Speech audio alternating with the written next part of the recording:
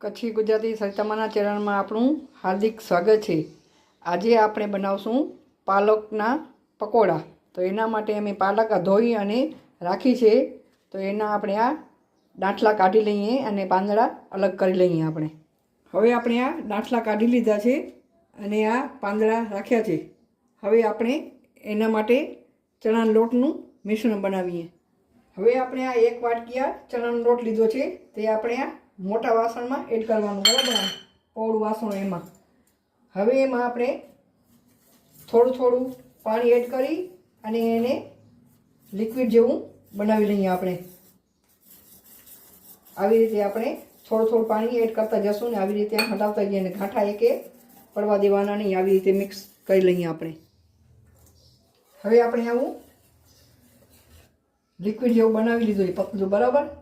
વધારે જાડું નહીં, સા પાણી જેવું આવું બનાવવાનું, બરાબર? આવી રીતે આમ। હવે એમાં એક નાની ચમચી અજમો છે, હાથથી આમ ક્રશ કરીને આપણે એડ કરી દઈએ। અને આ 8-10 મરી હતા, તે ખાંડણીમાં મેં અત્યારે ફ્રેશ જ ખાંડી લીધા છે। ફ્રેશ જ નાખવાના, એનાથી ટેસ્ટ બહુ સારું આવે ને સ્વાદ પ્રમાણે આપણે મીઠું એડ કરશું।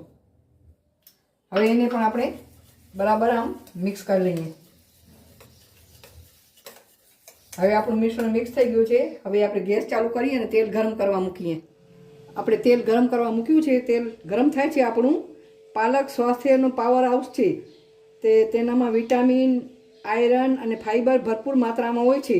તે રોગ પ્રતિકારક ક્ષમતા વધારવા માટે પણ મદદરૂપ થાય છે, હડ્ડીઓને પણ મજબૂત કરે છે અને આંખોની આપણી રોશની સુધારે છે।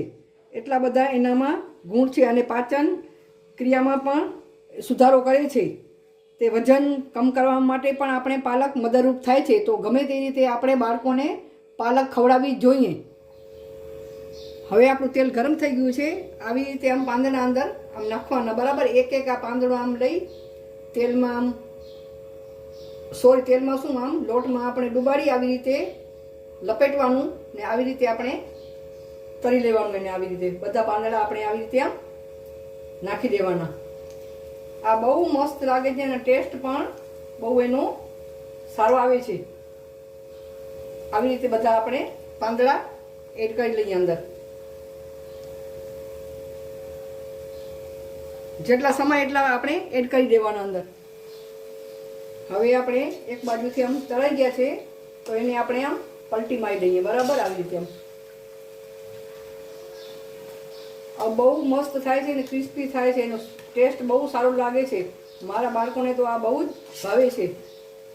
હું તો જ્યારે પાલક મારા ઘરે વધારે આવી જાય ત્યારે આવી રીતે જ હું આના પકોડા બનાવું છું અને એને ડીશ બનાવીશ હું પણ તમને જણાવીશ કેવી રીતે ડીશ બનાવું છું, ઉપરથી શું નાખું છું એ, બરાબર?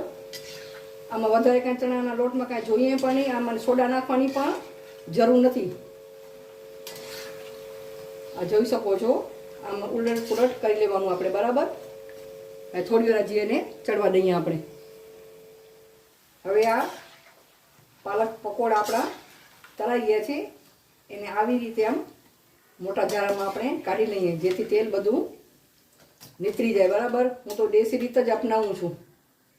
આવી રીતે બધું તેલ આપણું નીતરી જાય ને આવી રીતે વાટકા ઉપર રાખી દઈએ એટલે તેલ બધું નીચે ઉતરી જશે, બરાબર? આવી રીતે બધા આપણે બીજા તળી લઈએ। આપણા પાલક પકોડા તૈયાર થઈ ગયા છે, જોઈ શકો છો। આ મોટા મોટા પાંદડાના છે, બરાબર? આ નાના નાના પાંદડાના છે ને આ આપણે એમને એમ પણ આ ખાઈ શકીએ છીએ ને મસ્ત લાગે, ચા જોડે પણ સરસ લાગે છે ને એમને એમ આપણે ભૂખ લાગી હોય તરત ખાઈ શકીએ છીએ, એનો પણ ટેસ્ટ સરસ આવે છે। અને બીજી ડીશમાં આપણે આ લાલ મરચું આવી રીતે ઉપરથી આમ નાખી શકીએ છીએ। ચાટ મસાલો પણ તમે આમ છાંટી અને ખાઈ શકો છો, બરાબર? તો તૈયાર છે આપણા આ પાલક પકોડા 2 ડીશ માટે। તમે એમને આ ખાઈ શકો, એ બહુ ટેસ્ટી લાગે છે। તમે જરૂરથી બનાવજો અને મને ચોક્કસથી કોમેન્ટ કરજો તમને કેવા લાગ્યા ને મારી રેસીપી તમને ગમે તો લાઈક કરજો, શેર કરજો અને મારા ચેનલને જરૂરથી સબસ્ક્રાઈબ કરજો। તમારા હેલ્પની મને ખાસ જરૂર છે। આવજો, આભાર તમારો।